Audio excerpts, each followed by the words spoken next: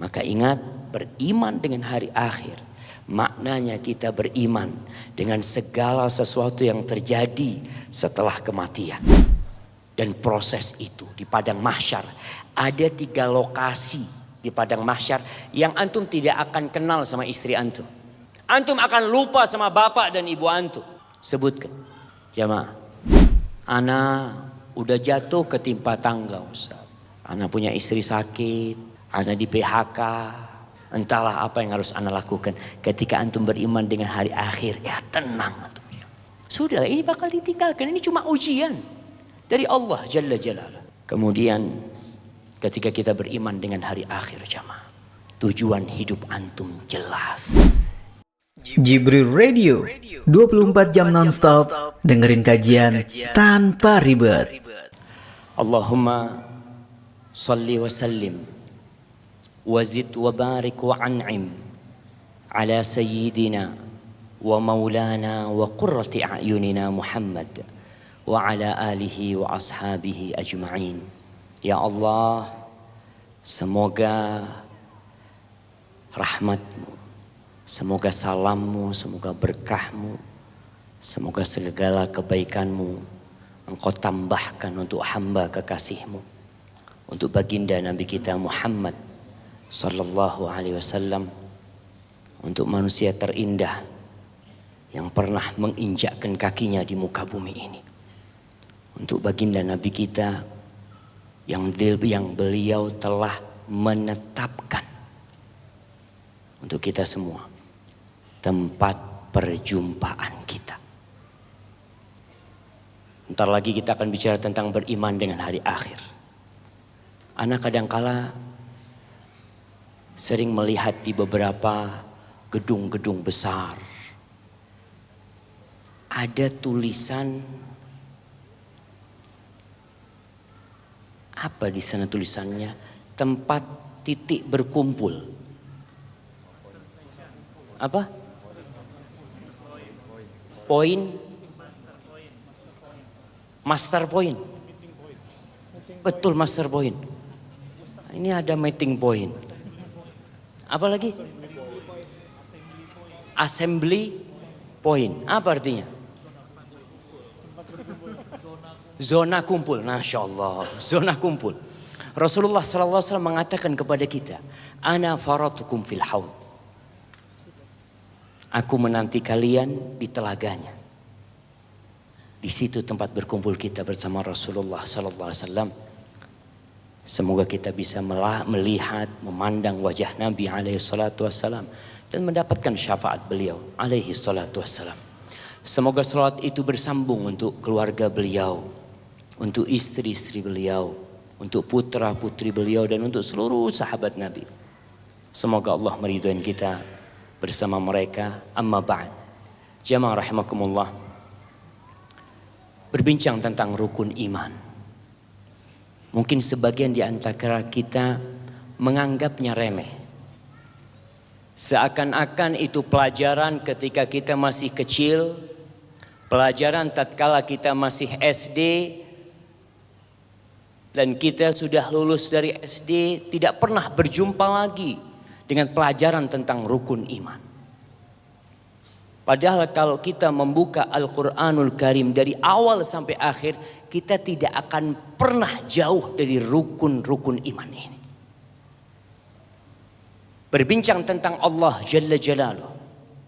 Tatkala seorang mengenal Tuhannya, tatkala dia tahu bahwa Allah penciptanya, tatkala dia faham dan yakin bahwa Allah Ar-Razzaq Dzul Quwwatil Matin, ketika dia tahu bahwa Allah Jalla Jalaluhu Ar-Rahman Ar-Rahim, Al-Ghafur Al-Karim, Al-Halim Al-Alim, Al-Khabir, Al-Azizul Jabbar, akan menjadikan hidup dia semakin berarti. Dia tidak takut apa-apa dalam kehidupan ini. Tapi banyak di antara kita yang tidak kenal sama Allah Jalla Jalaluhu. Maka pelajari rukun iman yang pertama. Setiap mau tidur kita baca akhir dari surat Al-Baqarah. Kita mengatakan Amanar rasulu bima unzila ilaihi mir rabbihi wal mu'minun kullun amana billahi wa malaikatihi wa kutubihi wa rusulih. Itu 4 rukun iman. Setiap hari kita baca. Kita beriman dengan Allah.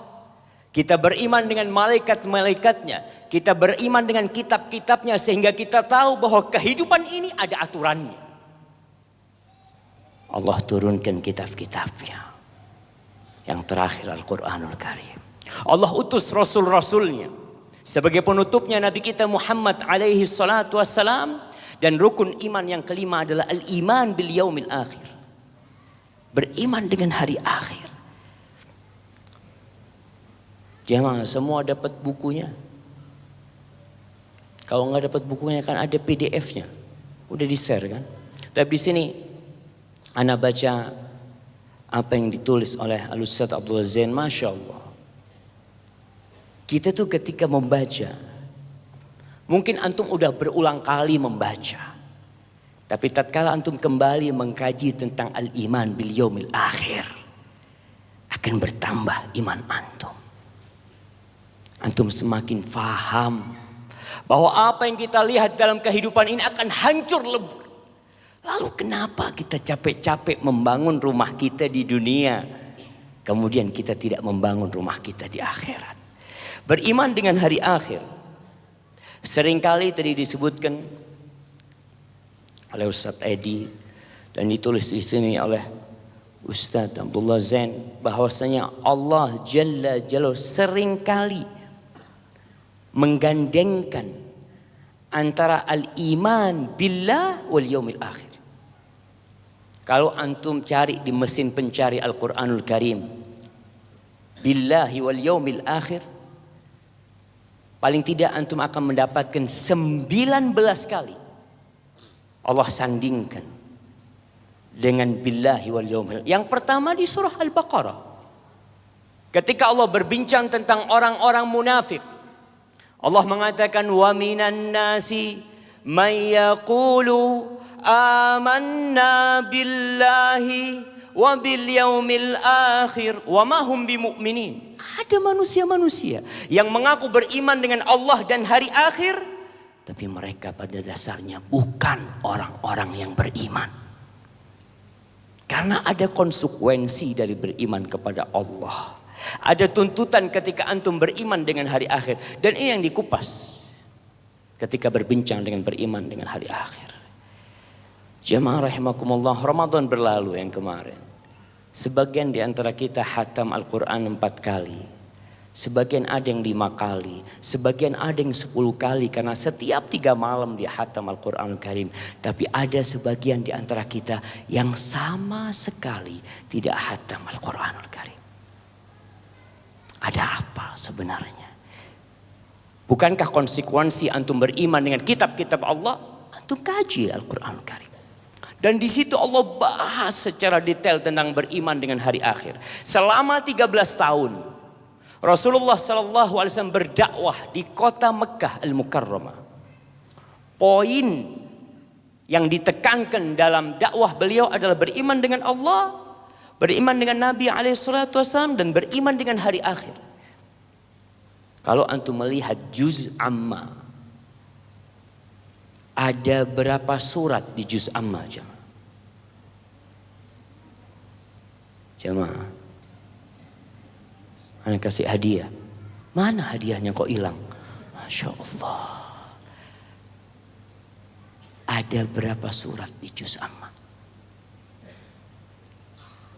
Nah,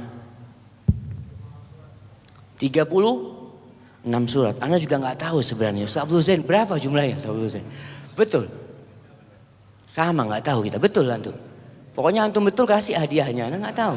Habis ini anak cek San. Yang merasa benar kasih hadiah. Baik, nanti dicek. Siapa yang mau ngecek? Yang ngecek anak kasih hadiah. Yang mengecek kebenaran. Naam, fadal. Betul, Masya Allah. Baik, pertanyaan selanjutnya. Kasih hadiah juga. 36 surat. Dari 36 surat, berapa surat yang turun di Madinah?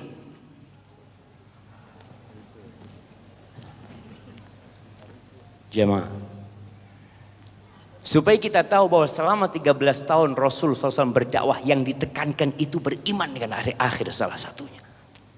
Antum coba baca dari awal, amma yatasaalun 'anin naba'il 'adzim. Apa yang mereka pertanyakan sebenarnya? Tentang sebuah berita yang sangat dahsyat, tentang hari kebangkitan. Allah bercerita tentang surga, Allah bercerita tentang neraka. Fa idza ja'atit tammatul kubra, tentang kiamat. Fa idza ja'atis sakhah, Allah berbicara tentang idza zulzilatil ardu zilzalaha, al-qari'atu mal qari'ah. Allah berbicara tentang al-hutamah. Allah berbicara tentang ara'aital ladzi yukadzibu biddin. Tuh, berbicara tentang hari akhir. Ada apa sebenarnya? Berapa surat yang diturunkan di Madinah? Atau surat apa aja? Gimana? Juz 30 itu 37 surat. Berarti salah tadi, balikin hadiahnya. Bilang 36. Nah, ya balikin. Masya Allah, salah ternyata jawabannya jemaah. Betul 37 jemaah. Mana yang ngecek lagi? Hah? 114 dikurangi 78. Surat terakhir 114. Surat pertama di 30 78. 36 berarti gimana tuh? Masya Allah, ada khilaf di sini jemaah. Ya kita. Nah, oh paling belakang, Taib. 37 kurang 1. 37. Ya lihat 78-nya dihitung jamaah. Ya balikin hadiahnya bang. Mana hadiah? Nah Masya Allah. Tapi gak apa-apa lah, kesian lah. Antum kasih hadiah yang baru lah. Nah masa hadiah kan gak boleh diambil lagi katanya. Nah sahih. Afan Bang Afif. Masya Allah. Taib jamaah. Masya Allah. Itu hadiahnya bukan buat anak-anak. Oh gak ada lagi. Masya Allah. Itu kantong. Masya Allah, iya kasih antum, Masya Allah. Masya Allah, mau kena? Ya buat bininya gak apa-apa, kasihkan ke bini. Taib, alhamdulillah jamaah. Ya, dari 37 surat, ada yang angkat tangan lagi, kenapa? Masya Allah, surat apa aja? Al-Bayyinah. Al-Bayyinah. Al-Ma'un, An-Nasr.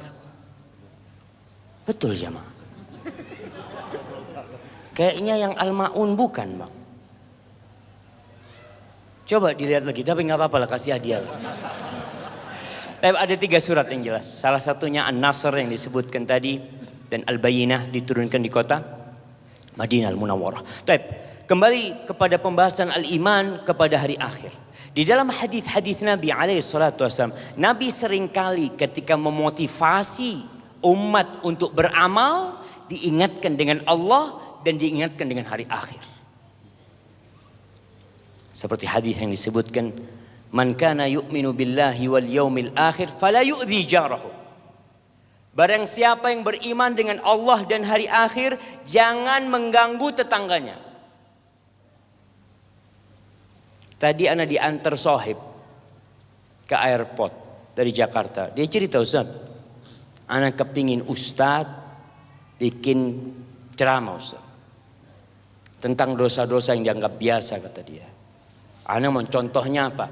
Contohnya Ustaz, buang sampah sembarangan. Sebagian orang itu naik motor, berhenti di jembatan, buang kresek. Seret. Merasa tidak berdosa dia. Berapa orang yang dia ganggu dengan sampah yang dia buang.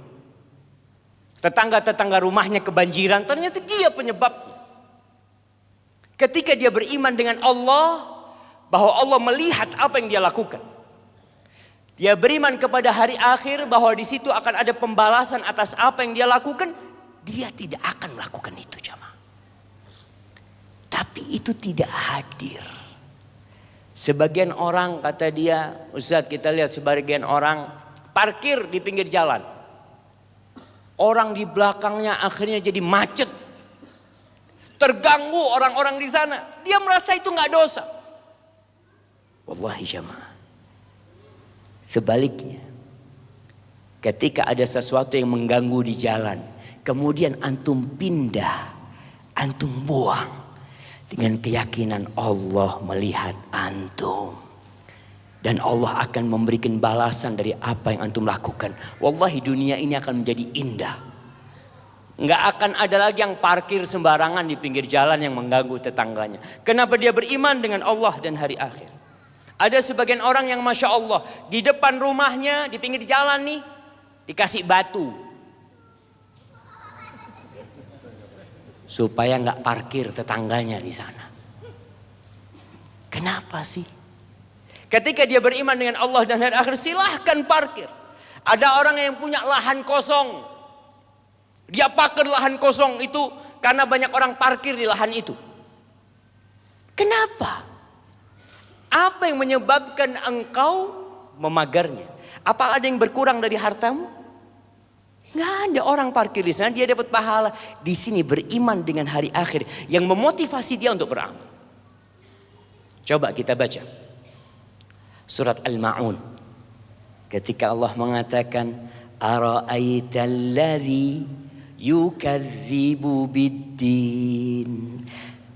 Apakah engkau melihat bagaimana pendapatmu dengan orang yang mendustakan yaumuddin? Hari pembalasan, hari hisab, hari akhir. Fadzalikal ladzi yad'ul yatim. Ini orang tidak peduli dengan anak yatim, menghardik anak yatim. Wala yahuddu ala ta'amil miskin. Berbagi dengan orang miskin dia enggak mau. Fawailul lil musallin. Celaka buat orang-orang yang salat. Salat tapi celaka. Alladzina hum an salatihim sahun, alladzina hum yura'un. Ini orang salat tapi lalai dengan salatnya. Rukunnya enggak diperhatikan, syaratnya enggak diperhatikan, yang penting salat kata dia. Alladzina hum yura'un. Riya. Di sini ketika seorang imannya lemah dengan Allah, dia berharap pujian dari manusia. Apa manfaat yang akan dia dapat dari manusia kalau seluruh penduduk bumi ini memuji dia dan Allah murka sama dia? Mayanfa. Wa yamna'unal ma'un. Dia menghalangi orang dari barang-barang bermanfaat yang seharusnya dia pinjamkan sama orangnya tanpa berkurang sesuatu apapun. Maka ingat, beriman dengan Allah dan hari akhir itu memotivasi kita untuk beramal. Apa sih yang membuat antum jam 3 malam bangun? Apa? Istri antum tidur, anak-anak tidur, antum keluar dari kamar antum menuju ke kamar mandi, antum berwudu di sana. Apa yang mendorong antum untuk berwudu di tengah malam? Tidak ada satupun manusia yang melihat antum ketika itu. Lalu antum hamparkan sejadah, antum mengatakan Allahu Akbar. Antum tahu bahwa apa yang antum lakukan akan antum dapatkan balasannya. Ini beriman dengan Allah dan hari akhir. Antum tidak akan malas beribadah. Antum akan terus melakukan ibadah. Tidak perlu ada orang yang memuji. Wa man kana yu'minu billahi wal yawmil akhir falyukrim dhaifahu. Yang beriman dengan Allah dan hari akhir, hendaklah dia menghormati tamunya. Yang beriman dengan Allah dan hari akhir, hendaklah berkata yang baik atau diam. Dan ini yang seharusnya kita lakukan sekarang. Karena pemerintah kita kewalahan dengan banyaknya hoax atau hoax. Semua orang nulis. Memang di antara tanda-tanda kiamat itu intisyarul qalam. Pena itu menyebar kemana-mana. Dulu orang menulis di dinding. Sekarang sudah berkurang yang nulis di dinding. Tapi mereka menulis di dinding Facebooknya. Dia tulis. Falyaqul khair, hendaklah dia berucap yang baik atau diam. Apa yang mendorong antum untuk mengomentari satu tulisan dengan komentar yang positif? Iman dengan Allah dan hari akhir. Antum tahu apa yang antum tulis bakal anda dapatkan kelak pada hari kiamat. Apa makna beriman dengan hari akhir? Beriman dengan hari akhir maknanya adalah meyakini dan mengakui setiap kejadian setelah kematian yang disebutkan dalam kitab As-Sunnah. Setelah kematian, apa yang akan terjadi ketika di kuburan? Karena ada sebagian manusia yang tidak beriman dengan adanya siksa kubur. Ada sebagian orang yang tidak beriman dengan adanya timbangan pada hari kiamat. Beriman dengan hari akhir artinya antum beriman dengan semua peristiwa yang terjadi setelah antum mati. Bagaimana ruh ketika dicabut, kemana perginya ruh tersebut jamaah. Kemudian apa yang akan dirasakan oleh ruh ketika dikembalikan kepada jasadnya. Kemudian seberapa lama dia hidup di dalam kuburan, apa yang terjadi dengan dia di alam kubur, di alam barzah.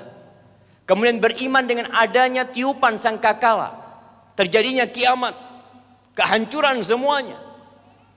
Dan jamaah, kalau antum tahu, antum punya usaha, punya gedung, ya 100 tingkat. Antum tahu kalau gedung ini bakal hancur jadi tanah. Setelah itu aku akan dimintai pertanggungjawaban tentang gedung tersebut. Aku akan dibangkitkan dari kuburanku, digiring ke padang mahsyar. Kita beriman bahwasanya manusia berjalan menuju padang mahsyar dalam kondisi telanjang jemaah. Kemudian di situ ada telaga Nabi alaihi salatu wassalam. Di situ ada timbangan di mana amalan-amalan akan ditimbang di sana. Kemudian di situ ada pembagian rapot. Kemudian di situ orang-orang akan melewati sirat yang berada di atas neraka jahanam, yang Allah mengatakan wa in minkum illa wariduha kana ala rabbika hatman maqdiya. Percaya bahwa anak akan melewati sirat. Ada sebagian yang enggak percaya, enggak ada itu sirat. Setelah situ ada surga, ada neraka. Kadangkala kita mendengar ucapan, ya ana sedih. Kadangkala datang ke kampus kita, ada orang-orang yang memberikan penyuluhan. Lalu dia sampaikan tentang surga dan neraka. Muslim yang mengatakan ada orang-orang yang berbicara tentang surga, di situ ada bidadari. Emangnya ada yang sudah pernah ke sana? Wallahi jamaah, kita mengetahui bahwasanya pendidikan tentang rukun iman ini sangat lemah sekali yang ada di negeri kita. Kalau seorang muslim tidak mencari di luar bangku sekolahan, wallahi dia tidak akan beriman dengan Allah dan hari akhir dengan keimanan yang seharusnya dia imani. Makanya kajian seperti ini perlu kita hadir. Nanti dikaji lagi, karena Allah terus berulang kali Allah sebutkan. Tadi tuh di 37 surat di juz amma Allah ulangi tentang hari kiamat. Terus diulangi. Ceritakan tentang surga lagi, diceritakan tentang neraka lagi, terus agar orang beriman jemaah. Maka ingat, beriman dengan hari akhir maknanya kita beriman dengan segala sesuatu yang terjadi setelah kematian. Yang pertama yang berkaitan dengan azab kubur. Pertanyaan dalam kuburan. Ketika kita beriman, kita bakal ditanya di kuburan nanti. Antum siapkan jawabannya. Mungkin antum mengatakan insya Allah udah bisa jawab. Kan 3 pertanyaannya. Apa aja jamaah? Man rabbuk Allah, man nabiyuk Muhammad sallallahu alaihi wasallam. Terus mati Islam, selesai udah pergi malaikat mungkar nakir kalau anda jawab seperti itu. Wallahi jamaah, di dunia ini berapa banyak orang yang merubah BAP? Iya. Ketika awal dia ditangkap sama polisi, kemudian dia bikin laporan di sana. Dia bikin laporan dalam kondisi tertekan, ketakutan dia. Ada sebagian orang ditanya, kamu dari mana? Ditanya, ana dari mana ya? Orang yang takut gak akan bisa menjawab. Bagaimana antum sendirian di sana jemaah? Malaikat mungkar dan nakir disebutkan aswadan, bagaimana bentuknya hitam. Dia mengeruk itu kuburan dengan giginya. Kemudian dia sampai kepada jasad dan roh kita di sana. Kemudian dia bertanya kepada kita, man rabbuk? Kalau orang yang beriman dan keimanan dia didasari atas ilmu, bukan ikut-ikutan. Kebanyakan di negeri kita terus terang banyak orang yang imannya ikut-ikutan. Dan sebagian orang itu aliran kepercayaan.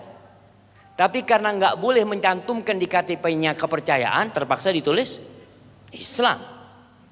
Kalau nggak salah MK sudah mengesahkan bahwasanya boleh orang menulis di KTP-nya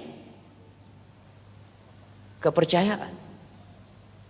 Di situ akan nampak nanti jemaah, oh ternyata fulan memang bukan orang Islam selama ini.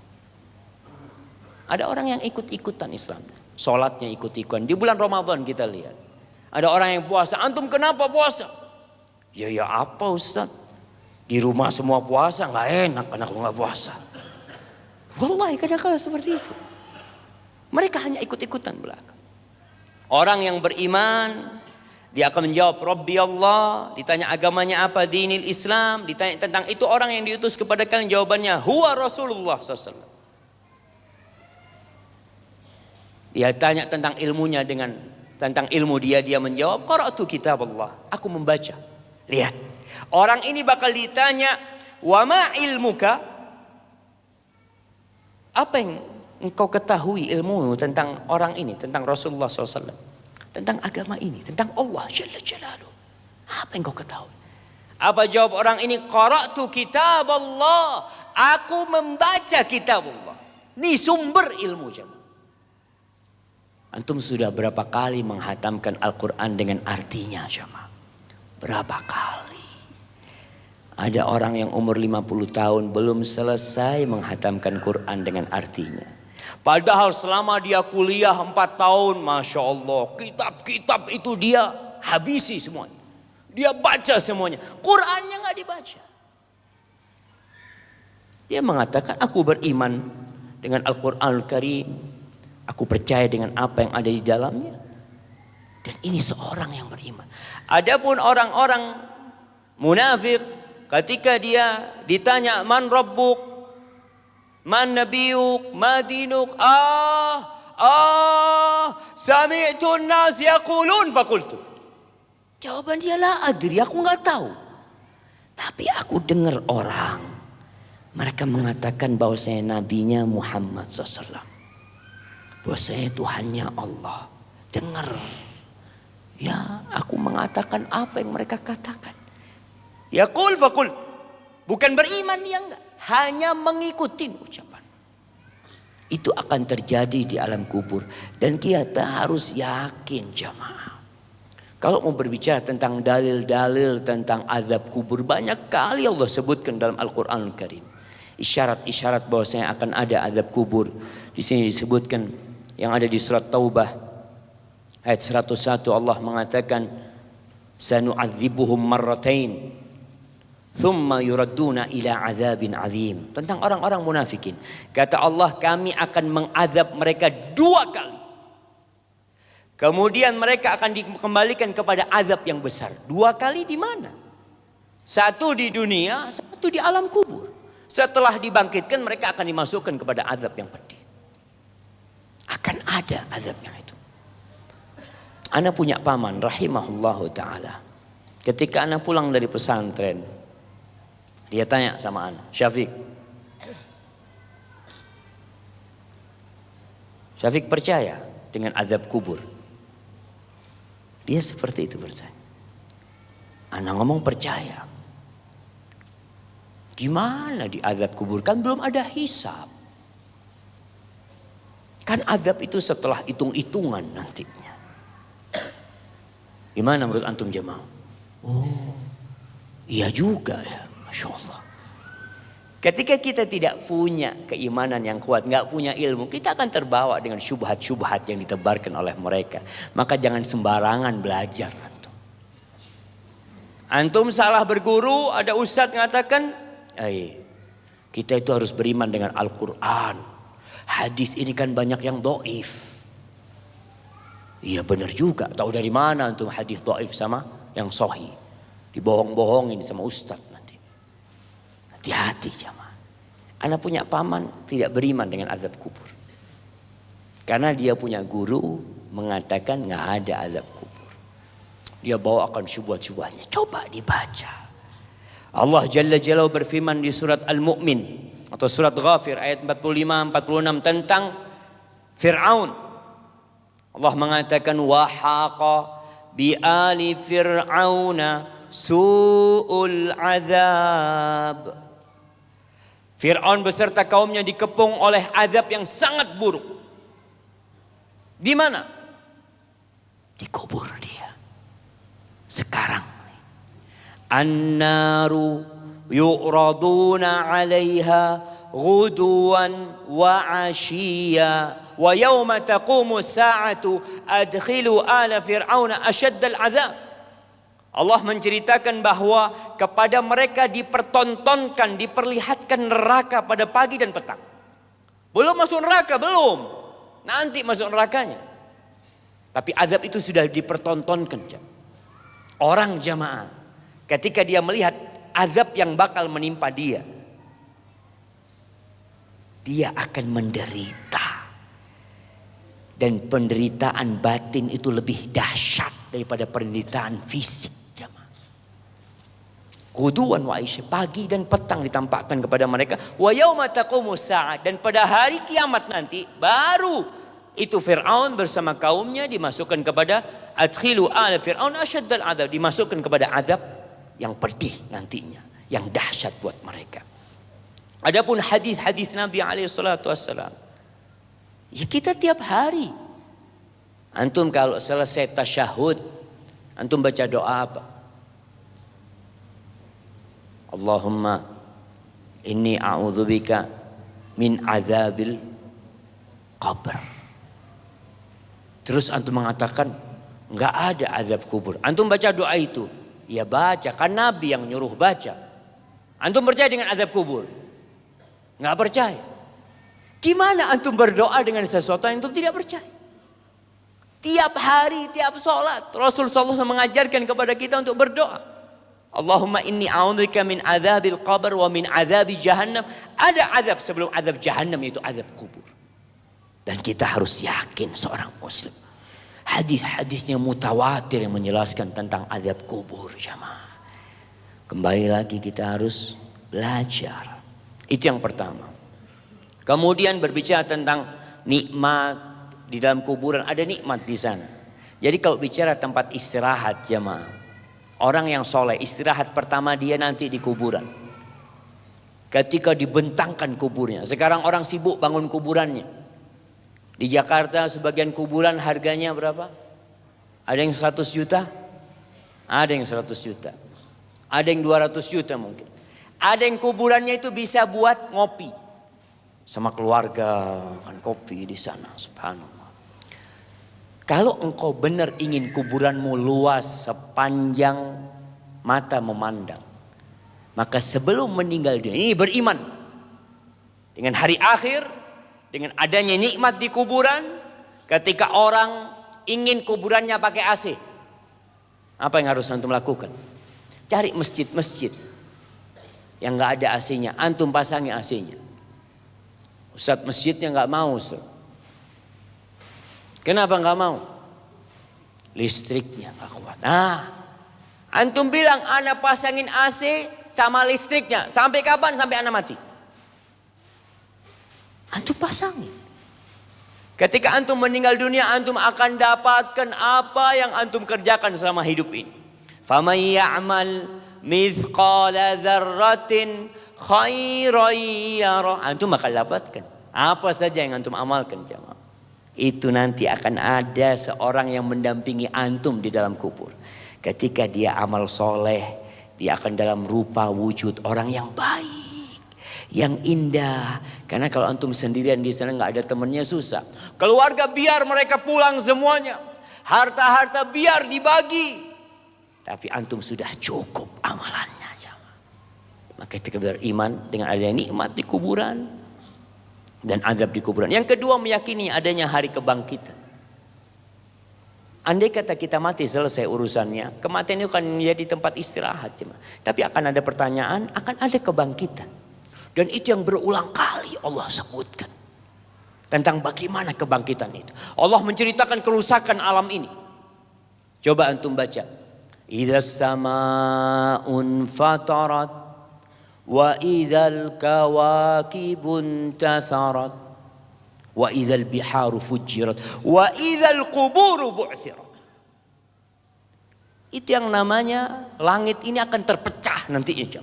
Kokoh bangunan langit ini akan terpecah nantinya. Antum akan melihat bagaimana gunung-gunung itu meletus, bagaimana lautan itu diluapkan, dihidupkan, dan bagaimana yang di dalam kubur itu dibangkitkan. Itu akan terjadi. Dan ketika itu antum akan mempertanggungjawabkan semua amalan antum. Dan kalau antum melihat bagaimana proses kebangkitan itu, ada orang-orang yang mendustakan hari kebangkitan. Wailun yawma idzil lil mukadzibin alladzina yukadzibuna biyaumiddin wa ma yukadzibu bihi illa kullu mu'tadin athim. Celaka tuh buat orang-orang yang mendustakan adanya hari kebangkitan, adanya hari pembalasan. Mereka adalah pelaku-pelaku dosa. Ketika dia memiliki iman kepada hari akhir, beriman dengan adanya pembalasan, dia akan jauh dari kemaksiatan. Paling tidak kalau berbuat dosa, dia kembali kepada Allah minta ampun. Proses kebangkitan itu Allah jelaskan dalam Al-Quranul Karim. Allah contohkan dalam Al-Quran dengan turunnya hujan. Bagaimana sebuah bumi yang gersang, Allah turunkan hujan, kemudian tiba-tiba bumi itu menjadi hijau. Biji-bijian itu tumbuh keluar menjadi pohon yang rindang. Di dalam sebuah hadis Rasulullah SAW menjelaskan tentang proses dibangkitkannya manusia. Beliau mengatakan alaihi salatu wasallam dalam hadis yang panjang, "Tsumma yunzilullah minas sama'i ma'an." Kemudian Allah turunkan dari langit setelah semuanya hancur. Orang-orang musyrikin banyak yang enggak beriman dengan hari akhir. Bahkan sebagian di antara mereka itu bawa tulang dihancurkan di depan Nabi alaihi salatu wasallam. Sambil bertanya dia, "Siapa yang bisa menghidupkan tulang yang sudah hancur ini?" Siapa? Gak percaya mereka. Masa tulang yang sudah hancur akan dihidupkan kembali? Maka dijelaskan bahwa akan ada. Bagaimana prosesnya disebutkan. Allah turunkan dari langit air. Fayanbutuna kama yanbutul baqlu. Laisa minal insani syai'un illa yabla. Maka manusia yang sudah mati itu akan tumbuh. Seperti tumbuhnya sayur-sayuran. Atau biji-bijian. Antum pernah melihat toge atau melihat kacang hijau? Kita bisa lihat lah. Kacang hijau ditaruh, antum lihat prosesnya bagaimana dia menjadi pohon nanti. Seperti itu jamaah. Kita akan tumbuh. Nabi SAW menjelaskan bahwasanya semua jasad manusia akan hancur. Kecuali satu tulang, yaitu tulang ekor yang kecil. Wallahi walaupun manusia itu dibakar, akan ada satu tulang dari dia atau sesuatu dari tubuhnya yang tidak akan hilang. Dari sana Allah akan membangkitkan kita. Mungkin ada yang mati dimakan buaya. Ada yang mati dimakan ikan hiu. Kita lihat mungkin orang-orang yang mati di Danau Toba di sana. Bagaimana proses kebangkitannya? Sama. Akan Allah turunkan hujan nanti. Bahkan disebutkan hujannya itu seperti mani. Lengket. Kamani rijal. Turun disebutkan selama 40 hari dia turun. Sehingga di dalam tanah itu mulai tumbuh. Dia seperti tumbuhnya tadi. Kalau kita contohkan seperti kacang hijau yang tumbuh. Ketika itu sudah jadi manusia ini, akan ditiupkan sangkakala yang kedua. Thumma nufikha fihi ukhra fa idahum qiyamun yanzurun. Allah itu malaikat Israel meniupkan sangkakala, ruh itu berlarian jamaah menuju kepada jasad-jasad mereka. mereka. Masuk kepada jasadnya masing-masing. Kemudian mereka bangkit dari kuburannya. Dan ingat, semua akan dibangkitkan sesuai dengan amal perbuatannya. Nggak ada yang tersembunyi jamaah. Yauma idzin tu'raduna la takhfa minkum khafiyah. Nggak ada yang tersembunyi. Di sini kita bisa menyembunyikan amalan kita. Kita ini bisa duduk bareng karena tetangga kita nggak tahu dosa kita. Tapi nanti ketika antum dibangkitkan nampak, oh fulan nih maling, ternyata fulan. Oh ini orang-orang yang sombong nih. Akan dihimpun dia seperti semut kecil di padang mahsyar. Oh ini fulan yang pernah korupsi, yang pernah mengambil tanahnya orang, dia akan bawa itu tanah. Ada yang bawa kambing kata Nabi sallallahu alaihi wasallam. Tapi ada yang dibangkitkan bertalbiyah pada hari kiamat. Keluar dari kuburan. Dia langsung mengatakan, labbaik Allahumma labbaik, labbaik la syarika laka labbaik, innal hamda wan ni'mata laka wal mulk la syarika lak. Siapa dibangkitkan seperti itu? Yang mati dalam kondisi berihram. Masih dalam ihramnya. Yang mati syahid akan dibangkitkan dalam kondisi darah itu ada di tubuhnya. Warnanya warna darah. Tapi aromanya aroma misik jamaah. Maka kita percaya dengan adanya hari kebangkitan jamaah. Ayah kita akan dibangkitkan.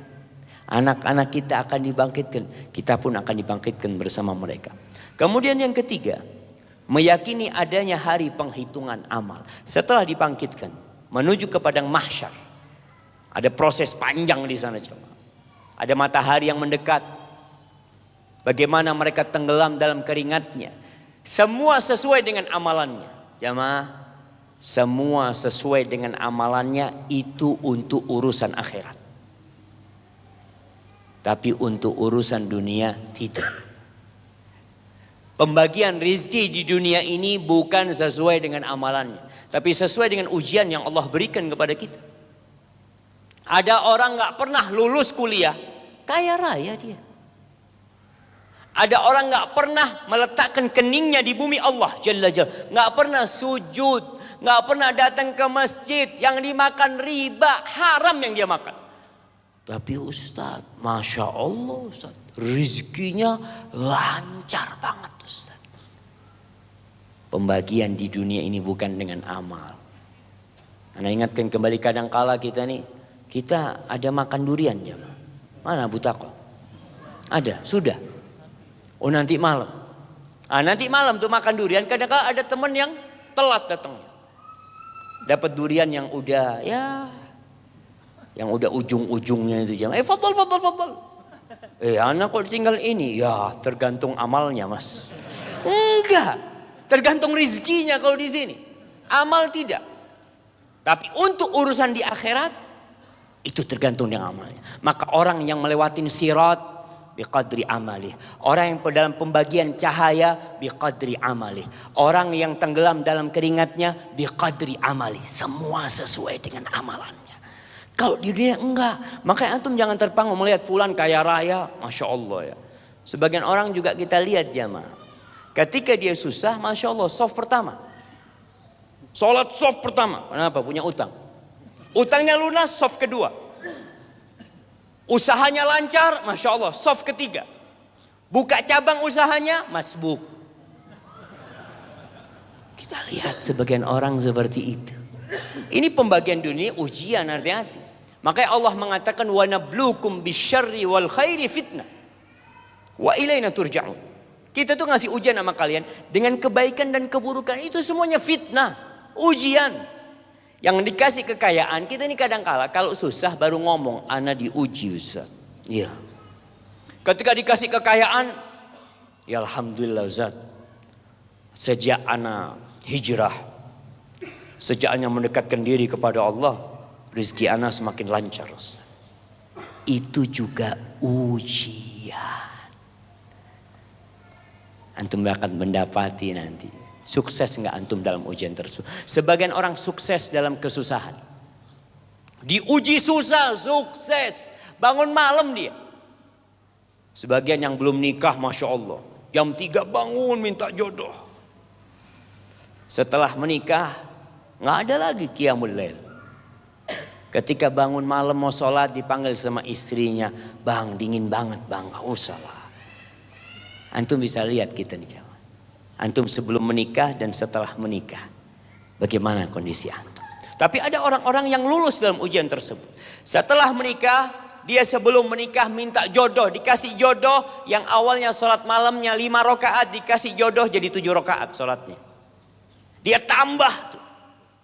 Bisa 11 rakaat dia sholat malam. Ana ingat pesan Syekh Ibn Utsaimin rahimahullahu ta'ala. Dalam satu kajian dia mengatakan, jamaah masa antum gak bisa bangun malam? Setengah jam lah tiap malam, kata dia. Ketika ana dengar wasiat beliau, ya Allah masa gak bisa jamaah? Itu tuh jamaah, ujian dari Allah. Tidur enak, tapi antum bangun karena beriman dengan Allah dan hari akhir. Jadi meyakini dengan adanya perhitungan amalan.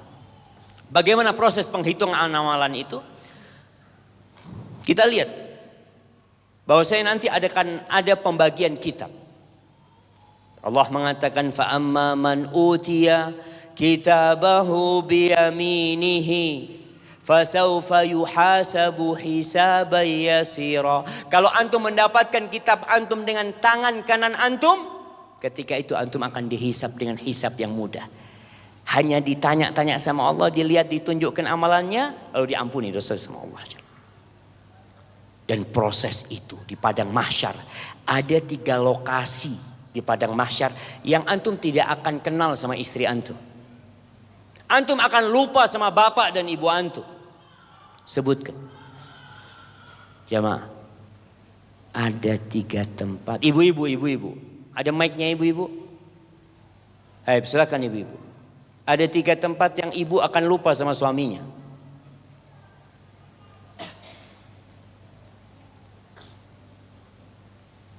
Masya Allah. Sebagian ibu-ibu itu jangan di padang mahsyar. Di dunia lupa sama suaminya kadang-kadang. Tapi ini ada yang benar-benar lupa. Yang akan ingat hanya nafsi. Dia akan berpikir cuma dirinya sendiri. Baik, tafadhal disebutkan. Karena hadiahnya udah mau kena ini katanya. Ada mic di ibu-ibu? Harusnya ada. Seharusnya ada. Masya Allah. Tafadhal. Oh ini mic-nya di sebelah sini. Silakan ibu-ibu.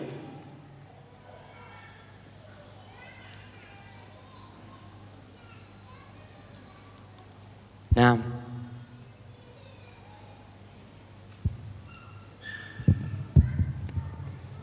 Nah, panitia akhwat silakan dikasih mic-nya kepada ibu-ibu.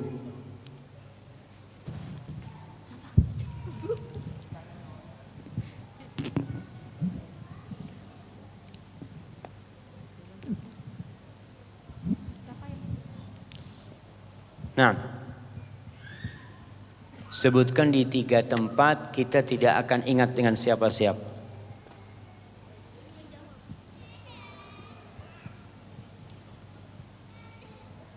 Ini berkaitan dengan iman, dengan hari akhir.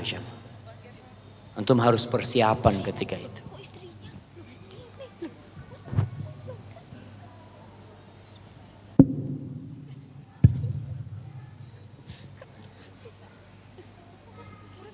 Naam, tafadhali.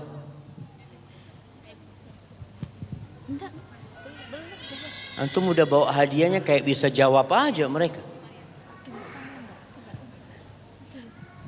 Tafadhali ibu. Bismillah. Yang pertama padang mahsyar, kedua sirat, ketiga. Yang pertama padang mahsyar. Semuanya itu kejadian di padang mahsyar. Nah betul, di padang mahsyar itu ada 3 tempat. Betul tadi dikatakan sirat, ya itu yang terakhir. Ketika orang menyeberangi sirat nggak ada antum mikirkan siapa-siapa. Antum hanya memikirkan diri antum sendiri. Yang kedua, Telaga Rasulullah. di telaga Nabi SAW. Wah, di telaga bisa kenal sama Nabi SAW di sana kita.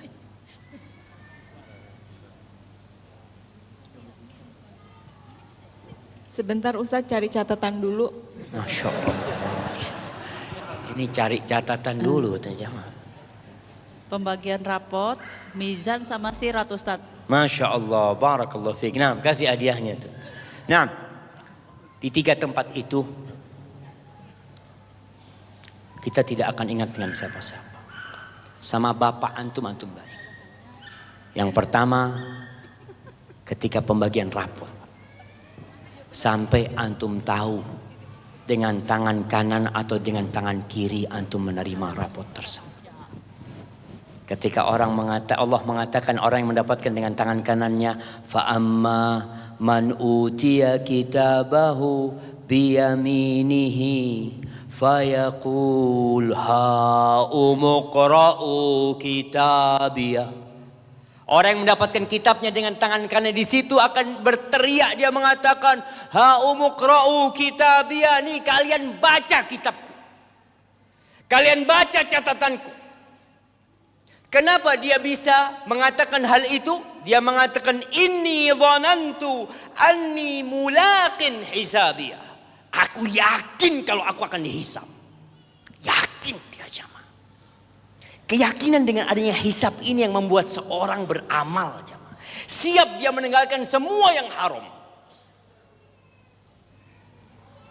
Antum tahu sebagian orang diajak berzina. Kemudian dia mengatakan enggak, aku takut sama Allah. Dia takut sama Allah karena akan ada hisab jamaah. Inni dhanantu anni mulaqin hisabiyah. Orang yang seperti fahuwa fi 'ishatir radiyah fi jannatin 'aliyah. Baik, setelah itu ketika ditimbangan akan ada timbangan. Allah mengatakan wa nadha'ul mawazinal qist liyaumil qiyamah fala tudlamu nafsun syai'a. Kami akan meletakkan, kata Allah, timbangan-timbangan yang adil, neraca-neraca yang adil. Antum pernah melihat neraca yang menjadi simbol keadilan? Ada 2 daun timbangan yang biasanya dipegang tuh. Seperti itu kelak timbangan. Allah akan letakkan timbangan-timbangan keadilan. Yang akan ditimbang itu, antum akan ditimbang. Antum akan ditimbang. Sebagian orang di dunia memiliki fisik yang besar, kuat, gagah, perkasa. Tapi nanti akan berada di timbangan, ya Allah, nggak ada bobotnya sama sekali. Ketika di timbangan orang akan lupa dengan siapa-siapa, dia hanya ingat dengan dirinya sendiri. Abdullah bin Mas'ud radhiyallahu taala anhu, dia sosok sahabat yang kurus kerempeng, kecil orangnya, miskin orang.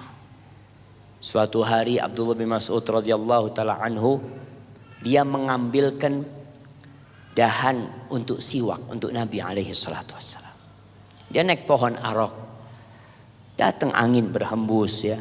Namanya orang kurus, kemudian dia goyang-goyang, tersingkap betisnya.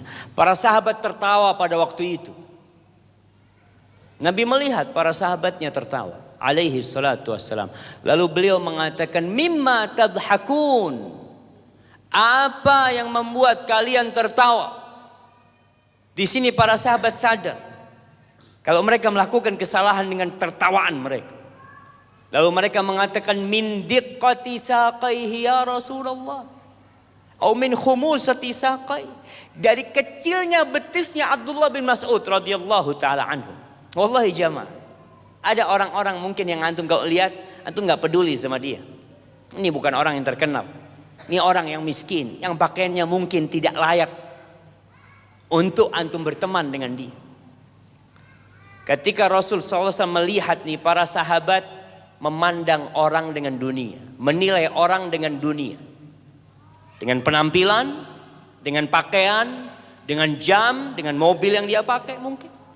Ketika Nabi SAW melihat para sahabat menilai Abdullah bin Mas'ud dengan kakinya, apa kata beliau? Lahuma fil mizan athqalu min jabal Uhud. Kalian tahu betisnya Abdullah bin Mas'ud itu kelak di timbangan lebih berat daripada gunung Uhud jamaah. Wallahi jamaah, antum bakal ditimbang. Apa yang antum kerjakan dengan kaki antum?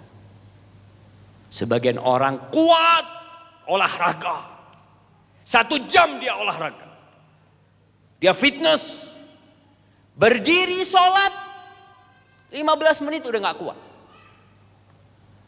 Kenapa? Karena untuk olahraga dia cari dunia.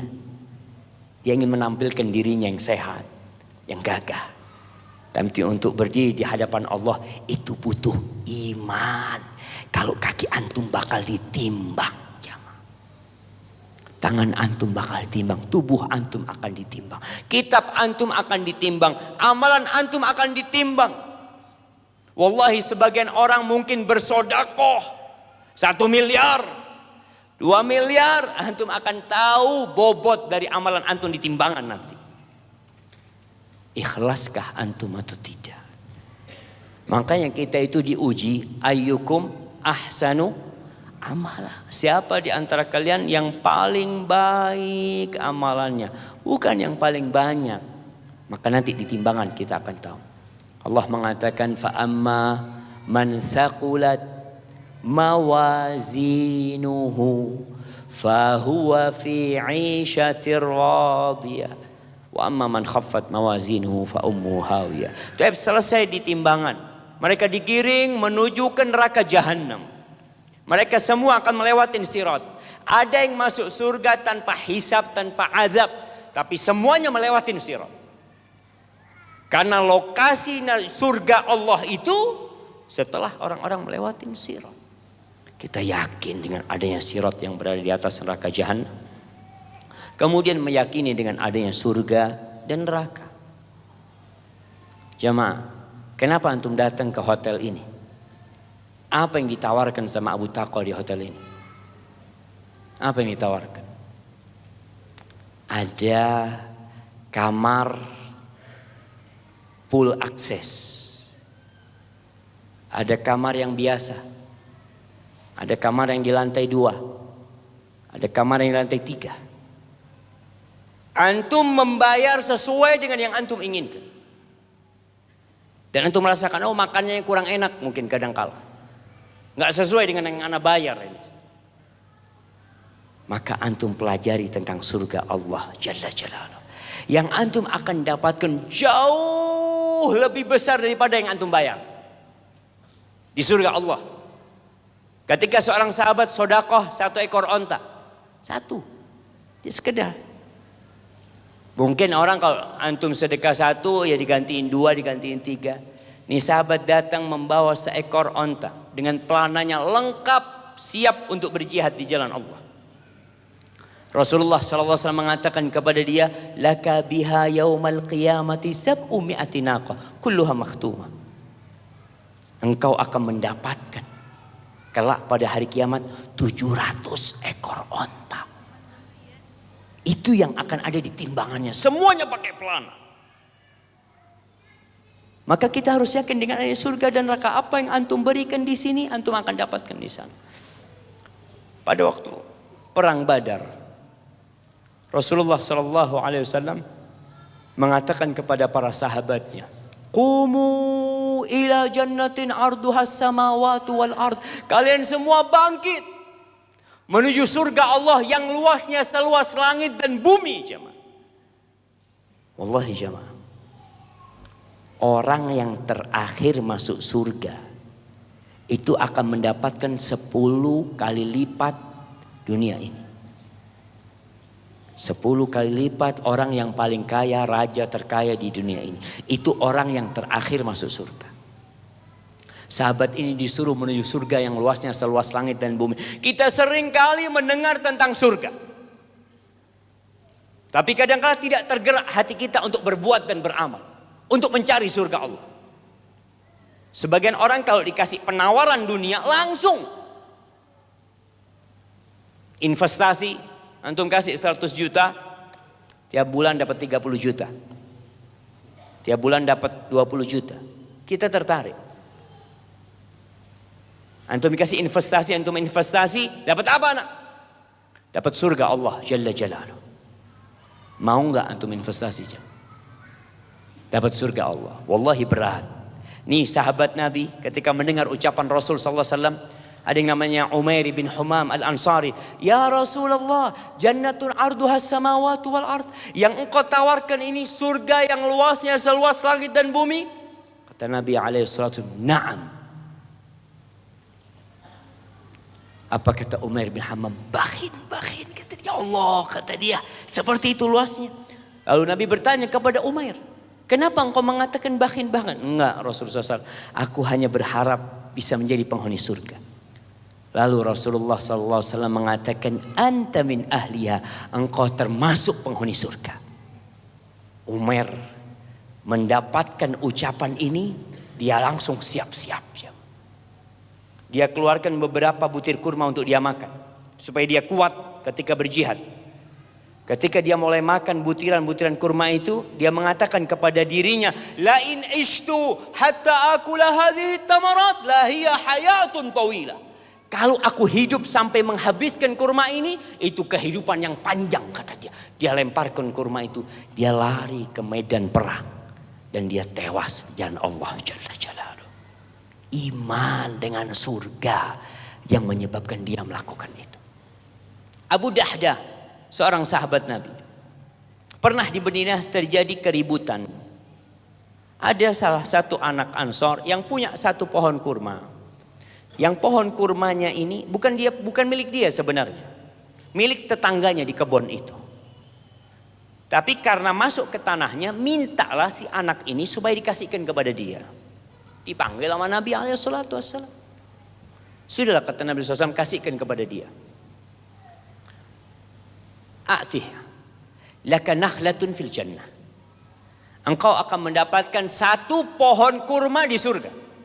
Satu pohon kurma di surga. Tapi sahabat yang satunya ini sayang sama pohon kurma itu. Enggak, Rasulullah SAW ya dengan banyak alasan akhirnya dia tidak mau. Ketika itu Abu Dahdah mendengar. Lalu dia bertanya kepada Rasulullah, ya Rasulullah, la ini ishtaraitu nakhlatahu. Kalau aku beli itu pohon kurmanya, apakah tetap tawaranmu bagi aku satu pohon kurma di surga? Satu pohon kurma di surga. Kata Rasulullah, nah. Didatengin nih orang sama Abu Dahdah yang punya satu pohon kurma itu. Afwan, antum tahu nggak sama kebun ana? Disebutkan kebun Abu Dahdah ini memiliki 600 pohon kurma. 600 pohon kurma. Dia mengatakan kepada orang, ya siapa yang nggak mau? Sudah, aku beli. Satu pohon ambil kau itu. 600 pohon kurma itu ambil kau semua. Mau. Akhirnya dia datang kepada istrinya. Istrinya lagi ada di dalam kebun situ. Disebutkan dalam riwayat, Abu Dahdah tidak masuk kepada kebunnya. Dia memanggil istrinya dari luar. Ya Ummah Dahdah, ya Ummah Dahdah. Ummah Dahdah keluar, kata dia. Keluar, kata, laqad bi'naha binakhlatin fil jannah. Kita sudah jual kebun ini dengan satu pohon kurma di surga. Keluar sudah. Apa kata istrinya? Robihal bai Abu Dahdah, robihal bai. Pembelianmu itu menguntungkan sekali. Keluar dari sana. Lalu dia datang kepada Rasul, ya Rasulullah, udah Nabi. Itu pohon kurma sudah aku beli. Sudah, silahkan kamu taruh di mana. Maka diberikan kepada dia. Apa yang mendorong Abu Dahdah melakukan itu, jamaah? Beriman dengan adanya surga. Paman Anas bin Malik, Haram bin Milhan. Ketika dia diutus dengan kelompok orang-orang yang pandai membaca Al-Quran Al-Karim, kemudian dibunuh, 70 sahabat Nabi dibunuh. Haram bin Milhan ini ditusuk dengan tombak dari punggung. Sampai tombak itu keluar dan darah itu memuncat di dalam dia.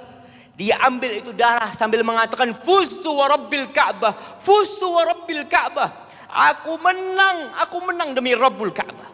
Aku menang, aku sukses, kata dia. Yang bunuh bingung, jemaah. Ini mati bilang menang, katanya. Gimana dia? Di sini seorang beriman, dia tahu kehidupan ini akan berakhir, jemaah. Cepat atau lambat. Tapi dia mendapatkan mati syahid di jalan Allah Jalla Jalal. Akhirnya yang membunuh masuk Islam.